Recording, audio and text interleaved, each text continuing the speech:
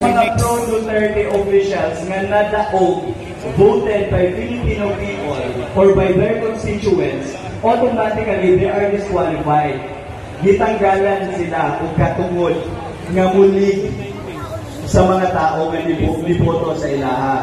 O katong mga tao nga pro-Marcos, pro-Romualdez, even if they are not voted by people, sila ang gibuhat or sila ang ginihanganan ng oposisyon karon sa administrasyon ni Bongbong Marcos. Again, ang gamahitabo sa iyang administration is kabaliktaran kung unsa dapat ang i-follow nato. Mga pro-Duterte officials nga nadaog, voted by Filipino people or by their constituents, automatically they are disqualified. Gitanggalan sila o katungod nga muli sa mga tao nga niboto sa ilaha. O katong mga tao nga pro-Marcos, pro-Romualdez, even if they are not voted by people, sila ang gibuhat or sila ang ginihanganan ng oposisyon karon sa administrasyon ni Bongbong Marcos. Again, ang gamahitabo sa iyang administration is kabaliktaran kung unsa dapat ang i-follow nato. Mga pro-Duterte officials nga nadaog, voted by Filipino people or by their constituents, automatically they are disqualified. Gitanggalan sila o katungod nga muli sa mga tao nga niboto sa ilaha. O katong mga tao nga pro-Marcos, pro-Romualdez, even if they are not voted by people, sila ang gibuhat or sila ang ginihanganan ng oposisyon karon sa administrasyon ni Bongbong Marcos. Again, ang gamahitabo sa iyang administration is kabaliktaran kung unsa dapat ang i-follow nato.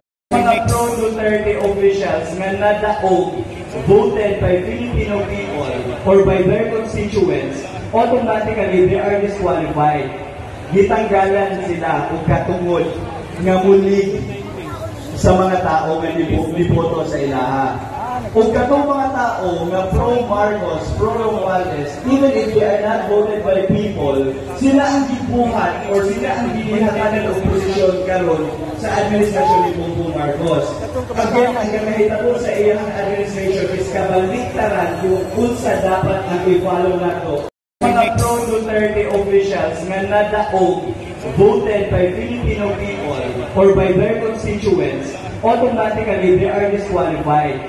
Gitanggalan sila o katungod nga muli sa mga tao nga niboto sa ilaha. O katong mga tao nga pro-Marcos, pro-Romualdez, even if they are not voted by people, sila ang gibuhat or sila ang ginihanganan ng oposisyon karon sa administrasyon ni Bongbong Marcos. Again, ang gamahitabo sa iyang administration is kabaliktaran kung unsa dapat ang i-follow nato. Mga pro-Duterte officials nga nadaog, voted by Filipino people or by their constituents, automatically they are disqualified. Gitanggalan sila o katungod nga muli sa mga tao nga niboto sa ilaha.